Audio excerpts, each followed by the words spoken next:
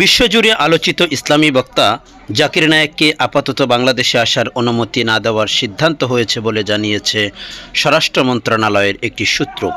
৪ November মঙ্গলবার সচিবালয়ে স্বরাষ্ট্র মন্ত্রণালয়ের সভাকক্ষে স্বরাষ্ট্র উপদেষ্টা লেফটেন্যান্ট জেনারেল অবসরপ্রাপ্ত মোহাম্মদ জাহাঙ্গীর আলম চৌধুরীর সভাপতিত্বে আইন শৃঙ্খলা সংক্রান্ত কোর কমিটির সভায় এ সিদ্ধান্ত হয়।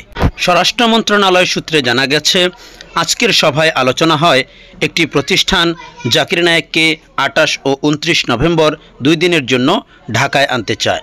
ঢাকার বাইরেও যাওয়ার পরিকল্পনা রয়েছে তার। তবে জাকির নায়েকের ঢাকায় আসা নিয়ে কয়েকদিন ধরে আলোচনা চলছে। জাকির নায়েক বাংলাদেশে এলে প্রচুর জনসমাগম হবে। জনসমাগম নিয়ন্ত্রণে প্রচুর আইন শৃঙ্খলা বাহিনীর সদস্যের প্রয়োজন হবে।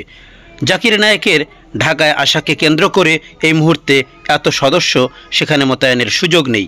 সবাই এখন নির্বাচনমুখী। সভায় সিদ্ধান্ত হয় জাতীয় নির্বাচনের পর তিনি ঢাকায় আসতে পারেন, তবে নির্বাচনের আগে নয়। এর আগে ২০১৬ সালে ঢাকায় হোলি আর্টিজান বেকারিতে জঙ্গি হামলার পর জাকির নায়েকের বিরুদ্ধে সন্ত্রাসী কার্যক্রমে উস্কানি ও বিদ্বেষপূর্ণ বক্তব্য প্রদানের অভিযোগ আনে ভারত সরকার। এরপর জাকির নায়েক ভারত ছাড়েন এবং মালয়েশিয়ায় আশ্রয় নেন। পুত্রজায়া শহরে তাকে স্থায়ী বসবাসের অনুমতি দেয় মালয়েশিয়া সরকার।